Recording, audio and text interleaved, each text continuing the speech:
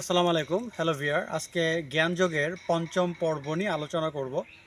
আজকে পঞ্চম পর্বের বিষয়বস্তু একটু ভিন্ন ধরনের। দেখেন, বিভিন্ন ধর্মশাস্ত্র যেই মানব কল্যাণের কথা বলে বা জীব প্রেমের কথা বলে, মানুষকে উপকার করা, মানুষকে ভালোবাসা, মানুষের সাথে ভালো ব্যবহার করা, পলাইটনেস, এই যে বিভিন্ন ধরনের সোশ্যাল ম্যানার, ভালো আচরণ করা, মানুষকে সাহায্য করা, গরিবকে সাহায্য করা, এই যে কথাগুলো বলে থাকে বিভিন্ন ধর্ম, কেন তারা এই বিষয়ের উপরে এতটা গুরুত্ব দিচ্ছে এটা বুঝতে হবে।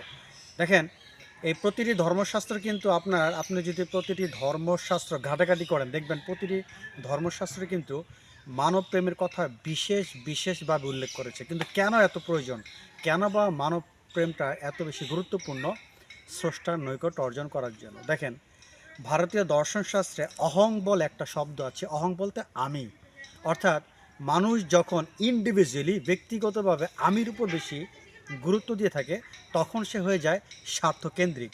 আমি, আমার ঘর, আমার সন্তান, আমার জিনিসপত্র, এই যে আমি, যেটাকে ভারতীয় দর্শনশাস্ত্রে এটাকে মিথ্যা বলা হয়েছে, অহং। তার মানে আপনি যতদিন পর্যন্ত আমি কেন্দ্রিক চিন্তা ভাবনা করবেন, ততদিন আপনি হয়ে যাবেন সেলফ সেন্টার্ড বা আত্মকেন্দ্রিক বা স্বার্থপর। অ্যাজ এ রেজাল্ট আপনার জন্য কখনোই ধর্মীয় অনুশাসন মেনে চলা বা ধর্মের চূড়ান্ত লক্ষ্যে পৌঁছানো আদৌ সম্ভব হবে না। হ্যাঁ, আপনি রিচুয়াল অ্যাক্টিভিটিস করতে পারেন, ধর্মীয় অনুশাসন মেনে চলতে পারেন, বাট এটা কোনো ফ্রুটফুল হবে না। তার কারণটা কি দেখেন, সামগ্রিকভাবে আপনি যখন এই পুরো বিশ্বটাকে, পুরো মানব জাতিকে যখন আপনি দেখবেন, আর আপনি হচ্ছেন তারই একটা পার্ট। যেমন ধরেন, এই পুরো দেহের হাত, পা, নাক, কান, চোখ ইত্যাদি আছে, কিন্তু আপনি কিন্তু সামগ্রিকভাবে একটা দেহকে চিন্তা করেন। ঠিক সিমিলারলি আপনি হয়ে যান এই পুরো বিশ্ব ব্রহ্মাণ্ডেরই একটা পার্ট। আপনি আলাদা কিছু নন। তার মানে আপনি যদি ডেভিড হন, আপনি ডেভিড না, আপনি হয়ে যাবেন এই পুরো মানব জাতির একটা পার্ট।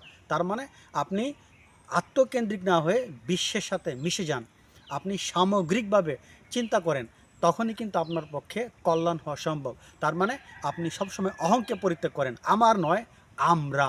তার মানে আমার কাজ নয় আমাদের কাজ, এইভাবে আপনি সবার সাথে মিশে যান।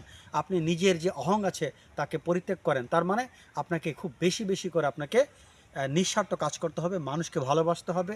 অ্যাজ এ রেজাল্ট আপনার মধ্যে যে অহং বা আমি ভাবটা আছে, এটা আস্তে আস্তে আস্তে আস্তে দূরে সরে যাবে। এটা একেবারে যখন নিঃশেষ হবে, তখনই আপনি পরম করুণা মহান সৃষ্টিকর্তা বা ঈশ্বর বলেন বা আল্লাহ বলেন, আপনি তার নৈকট্য অর্জন করতে পারবেন। কারণ আপনি যত পরিমাণে নিজেকে বিসর্জন দিবেন, আমিকে বিসর্জন দিয়ে আমরার সাথে মিশে যাবেন, আপনার আত্মা তত জ্বলন্ত হবে এবং দীপ্তিময় হবে। আশা করি ভিডিওটা বুঝতে পেরেছেন। আজ এই পর্যন্ত। আল্লাহ হাফেজ।